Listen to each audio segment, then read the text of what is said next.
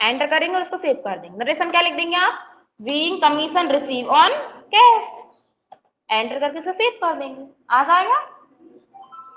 Next, मजदूरी दी है और सैलरी दी है। मजदूरी मीन्स क्या होता है, वेजेस, और सैलरी मीन्स वेतन। ठीक है, तो सबसे पहले मतलब वो इंग्लिश वर्ड था उसका हिंदी बता दिया और हिंदी का इंग्लिश वर्ड बता दिया। अब आप क्या करेंगे, दे रहे हैं तो आपके पास जा रहा है, एक्सपेंसेस, पेमेंट हो रहा है, तो किस वाउचर में होगी, पेमेंट वाउचर। और नियम क्या है, एक्सपेंसेस को बाय करते हैं तो बाय में, हाँ, इनकम को टू करते हैं तो इनकम को तो अपन ने टू कर दिया। अब एक्सपेंसेस की बारी है, कमीशन और सॉरी वेजेस और सैलरी, तो एक्सपेंसेस है तो बाय में क्या आएगा आपका, वेजेस और सैलरी। एक कुछ आएगा पहले तो, लेकिन आएगा दोनों बाय में। तो अल्टर सी से अपन वेजेस का लेजर बना लेते हैं। अंडर में कहा जाएगा ये एक्सपेंस, अब आप दे रहे हैं, आपका खर्च हो रहा है तो एक्सपेंसेस है, ये होता है डायरेक्ट एक्सपेंसेस, तो डी प्रेस करेंगे। डायरेक्ट क्यों होता है, क्योंकि मजदूरी अगर आप नहीं देंगे मजदूर को तो वो काम ही नहीं करेंगे, काम नहीं करेंगे तो आपका जो माल है वो, उसके माल के निर्माण कार्य में रुकावट आ जाएगी।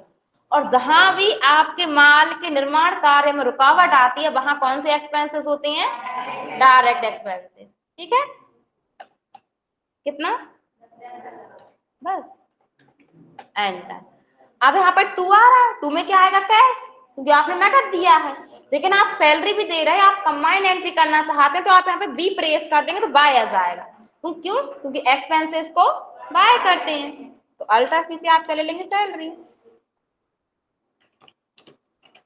ये कहाँ जाएगा, इनडायरेक्ट एक्सपेंस, कितना, एंड टू में कैश, ये एंट्री हो जाएगी। नेक्स्ट,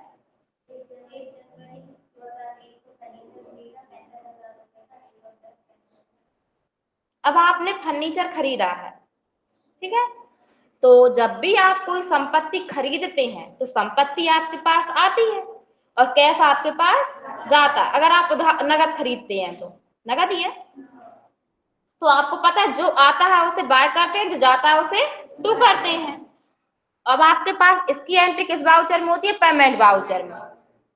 तो बाय में क्या आएगा आपके पास, फर्नीचर, क्यों, क्योंकि फर्नीचर आपके पास आ रहा है बिजनेस में। तो अल्टर प्लस सी से आप फर्नीचर का शॉर्ट में ले, ये अंडर में कहा जाएगा, फिक्स असेट्स, कितना, 65,000। टू में कैश, क्यों, क्योंकि आपने नगद खरीदा हुआ है, आ जाएगा। नरेशन क्या आ जाएगी आपकी, being furniture purchase on cash, enter करके इसको सेव कर देंगे।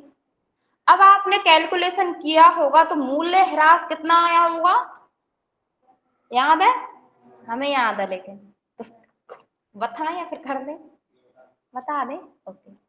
चलिए सबसे पहले तो अपन यहाँ पे से मिनिमाइज कर देते हैं और एक्सेल को ओपन करते हैं। आप बता दीजिए याद हो तो। चलिए अब अपन यहाँ पे क्या करेंगे, सबसे पहले तो कॉस्ट प्राइस लिखेंगे, कितनी है आपकी, 65,000, यही था अपना। इसके बाद आप यहाँ पे लिखेंगे रेट ऑफ डेट, कितना, 10%, इतना तो सभी को आ जाएगा।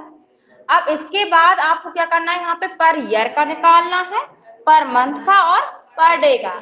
तो हम शॉर्ट में लिख देते हैं पर ईयर डेट, या फिर फुल लिखें, ठीक है ना, कंफ्यूज तो नहीं होंगे।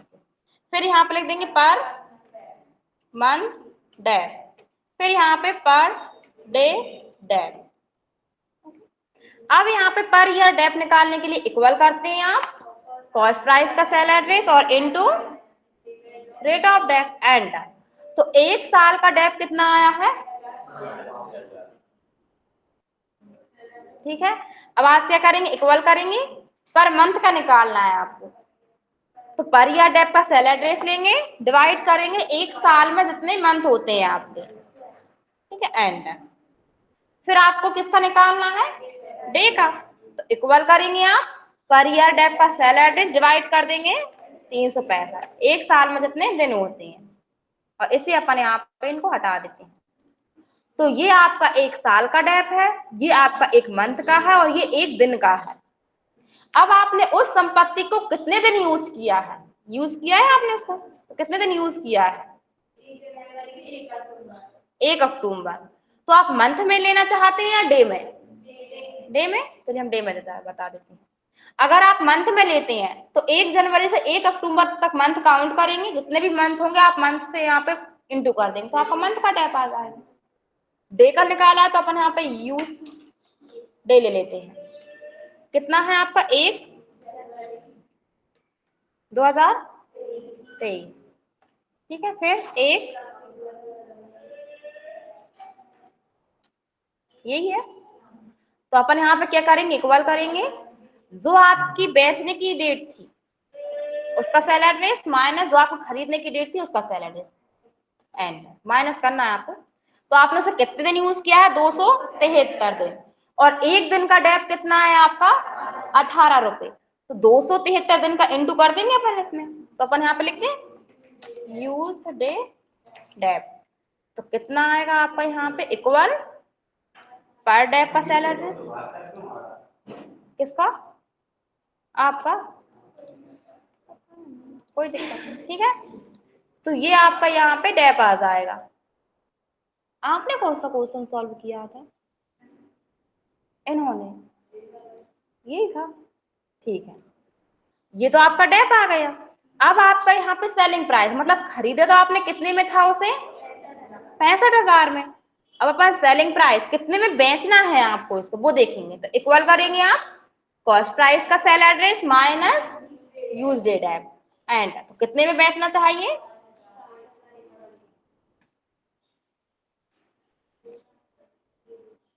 अब अपन यहाँ पे नेट सेलिंग प्राइस लिखेंगे। नेट सेलिंग प्राइस क्या होती है, आपने कितने में उसको बेचा है, 1000, ठीक है। फिर यहाँ पे अपन निकालेंगे प्रॉफिट एंड लॉस।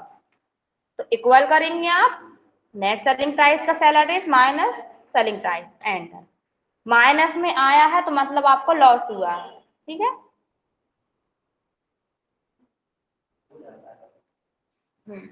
अब अपन एंट्री करते हैं। तो खरीदने की एंट्री तो अपन ने कर ली है, अब अपन डेप की एंट्री करेंगे। ये आपका डेप आया है इतना। तो डेप की एंट्री कहाँ होती है, जनरल वाउचर में। एक्सपेंसेस है डेप, तो आप डेप बाय करेंगे, ठीक है। बाय में डेप लिख देंगे, अल्टर सी से आप यहाँ पे डेप का लेजर बना लेंगे। अंडर में कहा जाएगा, ये इनडायरेक्ट एक्सपेंसेस कितना था, 4,862, एंड टू में क्या जाएगा, संपत्ति का नाम फर्नीचर। तो ये आपकी एंट्री हो जाएगी। तो आपने डेप लगा दिया उस पर, एंटर। अब आप उसको बेच रहे हैं तो संपत्ति आपके पास से जाएगी और कैश आपके पास आएगा, तो रिसीव वाउचर में हो जाएगी। उधार बेचा है, अगर आप उधार संपत्ति बेचते हैं तो जनरल वाउचर में उसकी एंट्री होती है, ठीक है। हमें लगा नगद, आपने नगद बेचा था, नीचे नहीं बेचा, चलिए ठीक है। अब आप संपत्ति को बेच रहे हैं तो बाय में क्या आएगा, श्याम। तो अल्टर सी से आप उसका लेजर बना लेंगे। ये अंडर में कहा जाएगा, सैंडी डेप्टर्स, क्योंकि अब आप उसको बेच रहे हैं, भविष्य में आप उससे रुपए लेंगे, मतलब वो अपन को देगा। कितने रुपए, न्यू रीफ ले लेंगे, अलग अलग करके दिखा रही है, एक साथ में आप कंफ्यूज हो जाएंगे नहीं। इसी में अपन डेप लिख देते हैं, इसी में अपन प्रॉफिट लॉस लिख देते हैं, एक साथ ही बताया था करके। चलिए, तो अपन यहाँ पे क्या करते हैं, एक साथ करते हैं। अब यहाँ पे अपन ने बेच दी, बी प्रेस करेंगे तो बाय आ जाएगा, बाय में अपन ले लेंगे डेप, नहीं डेप तो लगा दिया। प्रॉफिट एंड लॉस कितने का हुआ है, 124, 5,138, ठीक है।